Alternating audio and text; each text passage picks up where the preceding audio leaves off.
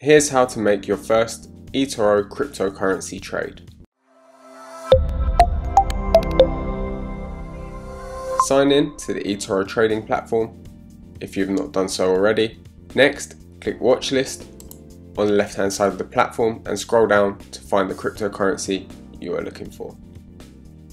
If the crypto you want to trade is not in the list, go to the top of the screen and use the box titled Markets People Search. I will select Ripple versus the GBP or Great British Pound.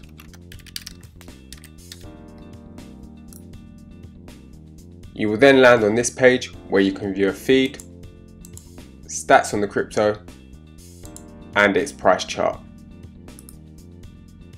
Click the blue trade button in the top right corner and this will open up a pop-up with buy pre-selected at the top.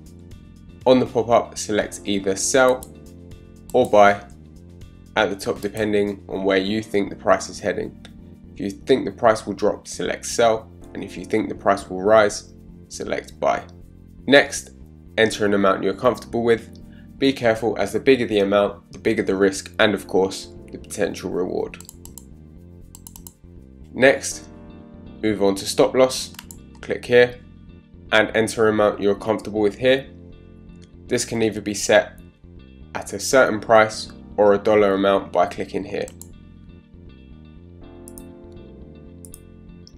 Next, move on to leverage and enter an amount you're comfortable with for leverage.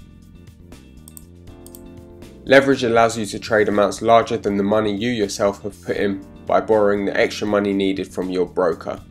For example, a leverage of 1 to 2 is where you can borrow up to 2 times the amount you yourself have put into the trade. Finally, enter an amount you are comfortable with for take profit. This too can be set in dollars or at a specific price.